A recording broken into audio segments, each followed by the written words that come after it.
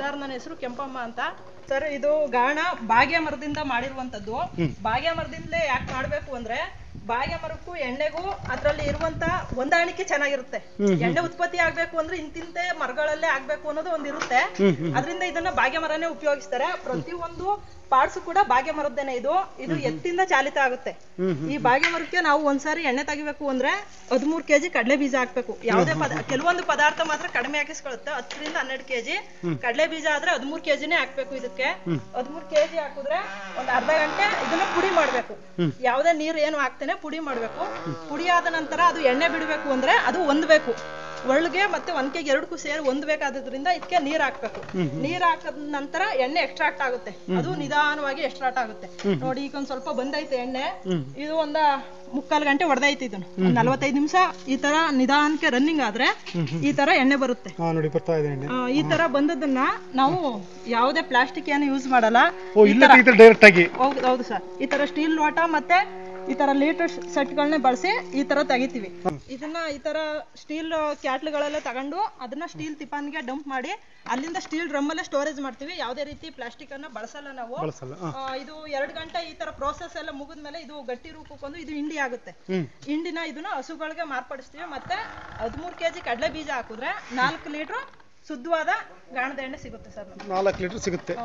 2 ಗಂಟೆ ಹೊಡೆದ್ರೆ ಶುದ್ಧವಾದ ಗಾಣದ ಎಣ್ಣೆ ಸಿಗುತ್ತೆ. ಎಷ್ಟು ಕೆಜಿ ಹಾಕಿದ್ರೆ? 13 kg. 13 kg 4 ಲೀಟರ್ ಸಿಗುತ್ತೆ ಸರ್. ಇದು ಹಿಂಡಿ ನಾವು ಒಂದು ಸಿಫ್ಟ್ ಅಂದ್ರೆ ಒಂದು ಸಿಫ್ಟ್ 13 ಬೀಜ ಹಾಕಿದ್ರೆ ಒಂದು 6 kg ಹಿಂಡಿ ಸಿಗುತ್ತೆ. 6 kg ಹಿಂಡಿದೆ ಲಾಭ. ಗಾಣ ಕೆಲಸ ಮಾಡೋರಿಗೆ 6 kg ಹಿಂಡಿದೆ ಲಾಭ.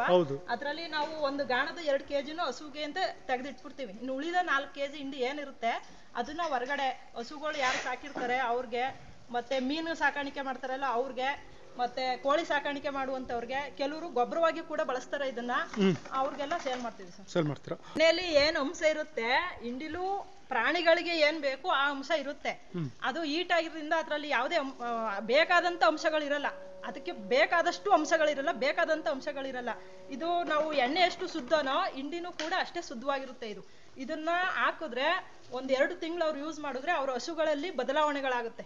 ಅದನ್ನ ಅವರು ತಿಳ್ಕೊಂಡು ನೆಕ್ಸ್ಟ್ ಬಂದು ಅವರೇ ಇಲ್ಲಿ ಪರ್ಚೇಸ್ ಮಾಡ್ತಾರೆ. ಹಾಲಿನ ಇಳುವರಿ ಜಾಸ್ತಿ ಇರುತ್ತೆ, ಮತ್ತೆ ಬೇಗ ಗ್ರೋತ್ ಆಗುತ್ತೆ, ಮತ್ತೆ ದನ ಅವೆಲ್ಲ ಮೈ ಕಟ್ಟುತ್ತೆ ಚೆನ್ನಾಗೆ. ಅದರಿಂದ ಅವರು ಅದನ್ನ ಬೇಕು ಅಂತ ಹುಡಿಕೊಂಡು ಬಂದು ತಗೊಳ್ತಾರೆ ಸರ್. ಒಂದು ದಿನಕ್ಕೆ ಒಂದು ಗಾಣದಲ್ಲಿ ನಾವು ಮ್ಯಾಕ್ಸಿಮಮ್ ಅಂದ್ರೆ 20 ಲೀಟರ್ ಎಣ್ಣೆ ತೆಗಿಬಹುದು. ಮ್ಯಾಕ್ಸಿಮಮ್ ಅಂದ್ರೆ ಯಾಕೆ ಅಂದ್ರೆ ಒಂದು ಪದ್ಧತಿ ಪ್ರಕಾರ ನಮ್ಮ ನೇಚರ್ ಆಗಿ ಬೆಳಿಗ್ಗೆ ಜಾವಿಂದ ಸಾಯಂಕಾಲ ಗಂಟೆ ಇಷ್ಟೇ ಅವರ್ಸ್ ಕೆಲಸ ಮಾಡ್ಬೇಕು ಅಂತ ಇರುತ್ತೆ. ಅದ್ರ ಮೇಲೆ ಓವರ್ ಆಗಿ ಮಾಡಿದ್ರೆ ಅವರು ಟಯರ್ಡ್ ಆಗ್ತಾರೆ.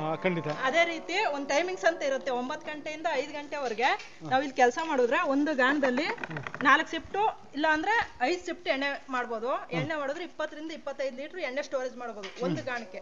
ಇದೇ ರೀತಿ 2 ಗಾಣದಿಂದ 50 ಲೀಟರ್ ಸ್ಟೋರೇಜ್ ಮಾಡಬಹುದು. 1,500 ಲೀಟರ್ ಕಮ್ಮಿ ತಿಂಗಳಿಗೆ 1,500 ಲೀಟರ್ ಸರ್. ಇದ್ರಲ್ಲಿ ನಾವು ಲೋಕಲ್ ಅಲ್ಲೇ ಅಂದ್ರೆ ಗ್ರಾಮೀಣ ಪ್ರದೇಶ ಜನರಿಗೆ ಇದ್ರ ಅರಿವು ಇರೋದ್ರಿಂದ ಒಂದು ದಿನಕ್ಕೆ 20 ಲೀಟರ್ ಅಷ್ಟು ಇಲ್ಲಿ ಗ್ರಾಮೀಣ ಪ್ರದೇಶದ ಜನರು ಇಲ್ಲೇ ಬಂದು ನೋಡಿ ಎಣ್ಣೆ ಪರೀಕ್ಷೆ ಮಾಡಿ ತಗೊಂಡು ಹೋಗ್ತಾರೆ. ಉಳಿದಂತ ಎಣ್ಣೆಯನ್ನ ನಗರ ಪ್ರದೇಶದ ಜನರು ತಗೊಂಡು ಹೋಗ್ತಾರೆ ಸರ್. ಇದು ಗಾಣದ ಎಣ್ಣೆನ ಯಾಕೆ ಬಳಸ್ಬೇಕು ಅಂದ್ರೆ ಹಿಂದೆ ನಾವು ಮಕ್ಕಳುಗಳೇ ಆಗ್ಲಿ ದೊಡ್ಡವರೇ ಆಗ್ಲಿ ಬೆಳವಣಿಗೆ ಯಾವ ಹಂತದಲ್ಲಿ ಯಾವ ಮಕ್ಕಳು ಎಷ್ಟು ಬೆಳವಣಿಗೆ ಇರಬೇಕು ಅಷ್ಟೇ ಇರಬೇಕು. ಈಗ ಫಾಸ್ಟ್ ಫುಡ್ ಇಂದ ಏನಾಗೈತೆ ಹೆಣ್ಮಕ್ಳು ಬೇಗ ಋತುಮತಿ ಆಗ್ತಾ ಇದಾರೆ. 8 ರಿಂದ 10 ವರ್ಷಕ್ಕೆನೆ ಅವ್ರಿಗೆ ಜ್ಞಾನ, ಪ್ರಪಂಚದ ಜ್ಞಾನ ಅರಿವೇ ಇರೋದಿಲ್ಲ. 8 ರಿಂದ 10 ವರ್ಷಕ್ಕೆ ಮೆಚೂರ್ ಆಗ್ತಾ ಇದಾರೆ. ಬೇಸಿಕ್ ಆಗಿ ಹೆಣ್ಮಕ್ಳು 13 ರಿಂದ 14 ವರ್ಷದ ಹಂತದಲ್ಲಿ ಮೆಚೂರ್ ಆಗ್ಬೇಕು. ಇದು ಊಟದ ನಮ್ಮ ಆಹಾರ ಪದ್ಧತಿಯಲ್ಲಿ ಏರ್ಪೇರು ಆಗಿರೋದ್ರಿಂದ ಈ ತರ ಪ್ರಾಬ್ಲಮ್ ಆಗ್ತೈತೆ. ಅದಕ್ಕೆ ಮೇನ್ವಾಗಿ ಆಹಾರಕ್ಕೆ ಎಣ್ಣೆ ಅವಶ್ಯಕತೆ ಇರೋದ್ರಿಂದ ಎಣ್ಣೆನ ಚೆನ್ನಾಗಿರುವಂತ ಎಣ್ಣೆನ ತಿಂದ್ರೆ ಅದು ಯಾವ್ಯಾವ ಕಾಲಕ್ಕೆ ಏನೇನು ಪ್ರಕ್ರಿಯೆಗಳು ನಡಿಬೇಕು ಅದನ್ನ ನಡೆಯುತ್ತೆ. ಅದರಿಂದ ಗಾಣದ ಎಣ್ಣೆಯಲ್ಲಿ ಕೊಬ್ಬರಿ ಎಣ್ಣೆ ಐತೆ. ಕೊಬ್ಬರಿ ಎಣ್ಣೆ ಬಳಸೋದ್ರಿಂದ ನಮ್ಮ ಹೃದಯ ಸಂಬಂಧಿ ಕಾಯಿಲೆಗಳು ತುಂಬಾ ಅವಾಯ್ಡ್ ಆಗುತ್ತೆ. ಬರಲ್ಲ ಅಂತಾನೆ ಹೇಳೋದಿಲ್ಲ, ಯಾಕೆಂದ್ರೆ ಬೇರೆ ಬೇರೆ ಆಹಾರ ಪದಾರ್ಥಗಳಿಂದ ಬರ್ಬೋದು. ಆದ್ರೆ ಆದಷ್ಟು 90% ಕಡಿಮೆ ಆಗುತ್ತೆ. ಮತ್ತೆ ಕೊಬ್ಬರಿ ಎಣ್ಣೆ ಬಳಸೋದ್ರಿಂದ ಅದರಲ್ಲಿ ಕ್ಯಾಲ್ಸಿಯಂ ಅಂಶ ಜಾಸ್ತಿ ಐತೆ. ಹಿಂದೆ ಕೊಬ್ಬರಿ ಬೆಲ್ಲ ಅಂತ ತಿಂತಿದ್ರು, ಈಗ ಅದನ್ನ ಎಣ್ಣೆ ರೂಪದಲ್ಲೂ ಕೂಡ ತಿನ್ಬಹುದು.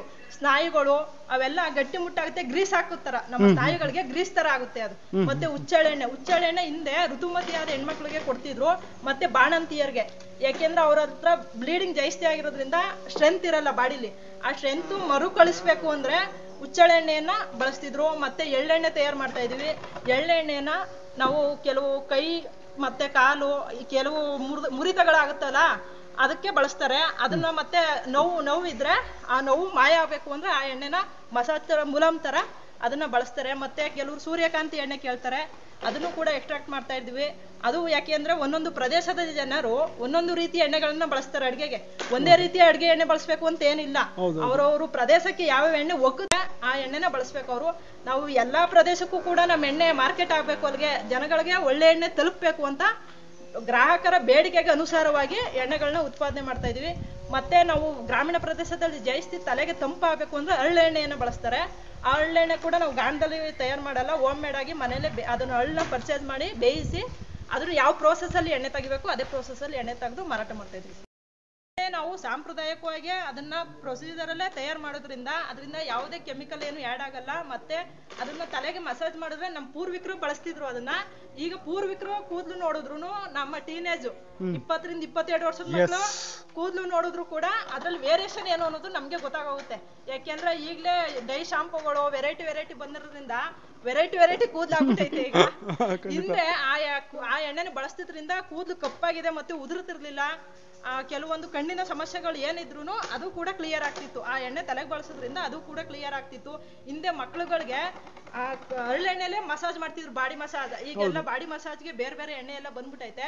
ಆ ಮಕ್ಳು ಬೆಳವಣಿಗೆ ನೋಡಿದ್ರು, ಗಟ್ಟಿ ಮುಟ್ಟುತನ ನೋಡಿದ್ಕು ಈಗ ಬಳಸುವಂತ ಎಣ್ಣೆ ಮಸಾಜ್ ಮಾಡಿರೋ ಮಕ್ಳು ನೋಡಿದ್ಕು ಬಾಡಿ ಮುಟ್ಟಿದ್ರೇನೆ ಗೊತ್ತಾಗುತ್ತೆ. ಆದ್ರಿಂದ ಹರಳೆಣ್ಣೆ ಬಳಸೋದು ತುಂಬಾ ಉತ್ತಮ. ಅದು ತಲೆಗೆ ಮತ್ತೆ ಕೆಲವರು ಮಸಾಜ್ ಆಗು ಬಳಸೋದು ತುಂಬಾ ಉತ್ತಮ ಅಂತ ಹೇಳ್ತೀವಿ ಸರ್.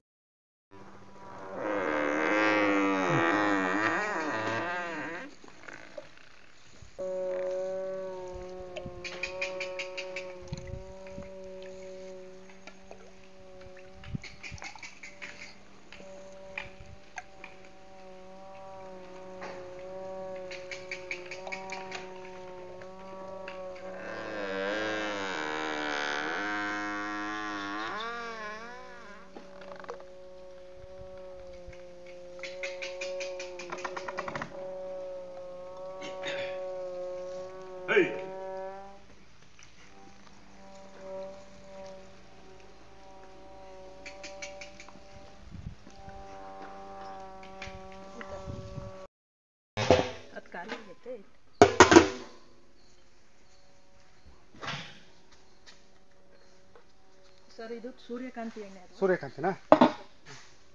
ಸೂರ್ಯಕಾಂತಿ. ಇದು ಕೊಬ್ಬರಿ ಎಣ್ಣೆ. ಮತ್ತೆ ಇದು ಎಳ್ಳೆಣ್ಣೆ. ಮತ್ತೆ ಇದು ತಲೆಗೆ ಹಾಕೋದು ಹರಳೆಣ್ಣೆ ಆಯ್ತು. ಹರಳೆಣ್ಣೆ ತಲೆಗೆ ಹಾಕೋದಲ್ಲ? ಹೌದು ಸರ್. ಫ್ಲೇವರ್ ನೋಡಿ ಗೊತ್ತಾಗುತ್ತೆ. ಇದು ಹುಚ್ಚೆಳ್ಳೆಣ್ಣೆ. ನಿಮ್ಮಲ್ಲಿ ಇದೆ ಹರಳೆಣ್ಣೆ ಇದೆ? ಹೌದು ಸರ್. ಅತಿ ಹೆಚ್ಚು ಉತ್ಪಾದನೆ ಮಾಡೋದು ಕಡಲೆಕಾಯಿ. ಅದು ಚಾರ್ಜ್ ಏನಿರುತ್ತೆ ಅದನ್ನ ಕೊಟ್ಬಿಟ್ಟು ಎಣ್ಣೆ ಮತ್ತೆ ಹಿಂಡಿ ಏನ್ ಉಳಿತದೆ ಅದನ್ನ ಅವರೇ ತಗೊಂಡು ಹೋಗ್ಬೋದು. ಹಿಂಡಿಯನ್ನು ನಿಮಗೆ ಕೊಟ್ರೆ ಎಕ್ಸ್ಟ್ರಾ ಚಾರ್ಜ್ ಅಥವಾ ನಾವು ಪರ್ಚೇಸ್ ಮಾಡ್ತೀವಿ ಸರ್? ಮಾಡ್ತೀರಾ? ಅದ್ರದ್ದು ಚಾರ್ಜಸ್ ಏನಿರುತ್ತೆ ಅದು ಡಿಡಕ್ಟ್ ಆಗುತ್ತೆ. ಅದೇ ಅದನ್ನ ಕೇಳಿದ್ ನಾನು. ಯಾಕೆಂದ್ರೆ ಚಾರ್ಜಸ್ ಹೆಚ್ಚು ಕಮ್ಮಿ ಆಗ್ತದೆ ಆಗ. ಅದು ಹಿಂಡಿ ಕೊಟ್ರೆ ಅಥವಾ ಹಿಂಡಿ ಕೊಡ್ಲಿಲ್ಲ ಅಂದ್ರೆ ಹಿಂಡಿನ ಅವರೇ ತಗೊಂಡು ಹೋಗ್ಬೋದು. ಏನು ಇಲ್ಲ ಅವ್ರ ಮನೆಗಳಲ್ಲಿ ಏನಂದ್ರೆ ಇಲ್ಲೇ ಡಿಡಕ್ಟ್ ಮಾಡ್ಕೊತೀವಿ. ಚಾರ್ಜಸ್ ಏನಿರುತ್ತೆ ಅದ್ರಲ್ಲಿ ಡಿಡಕ್ಟ್ ಮಾಡ್ಕೊತೀವಿ. ಎಣ್ಣೆ ಮಾತ್ರ ತಗೊಂಡು ಹೋಗ್ಬೋದು. ಮಿನಿಮಮ್ ಎಷ್ಟು ತರಬೇಕಾಗ್ತದೆ ಮೇಡಮ್? 13 kg ಮಿನಿಮಮ್ ತರಬೇಕು. ಮಿನಿಮಮ್ 13 kg ಬೇಕು. ತೋರಿಸಿ ಒಮ್ಮೆ. ಹಾಕಿ. ನಾವು ಗ್ರಾಹಕರಿಗೆ ಎಣ್ಣೆಯನ್ನು ಕೊಡಬೇಕಾದ್ರೆ ಈ ಥರ ಪ್ಯಾಕ್ ಮಾಡಿ ಅವತ್ತಿನ ಡೇಟ್ನೇ ಹಾಕಿ ಏನು ಮ್ಯಾನುಫ್ಯಾಕ್ಚರಿಂಗ್ ಮಾಡಿ ನಾವು ಬಾಟ್ಲುಗಳಿಗೆ ಎಣ್ಣೆ ಹಾಕ್ತೀವಿ ಅದೇ ಡೇಟ್ನ ಹಾಕಿ ಗ್ರಾಹಕರಿಗೆ ತಲುಪಿಸ್ತೀವಿ ಸರ್. ಈ ತರ ರೆಡಿ ಆಗುತ್ತೆ ನಮ್ಮ ಫೈನಲ್ ಪ್ರೊಸೀಜರ್. ಇದು ಏನು weight ಇದೆ ಮ್ಯಾಮ್? ಇದು ಬಾಟ್ಲು ಅರ್ಧ litre sir. 1 litre bottle 52 gram weight ಇರುತ್ತೆ. ಮತ್ತೆ 1 ಲೀಟರ್ ಎಣ್ಣೆ 910 ಗ್ರಾಮ್. 900 ಗ್ರಾಮ್. ಹೌದು ಹೌದು. ಎಲ್ಲ ಹಾಕಬೇಕು ಅಂದ್ರೆ 910 ಗ್ರಾಮ್.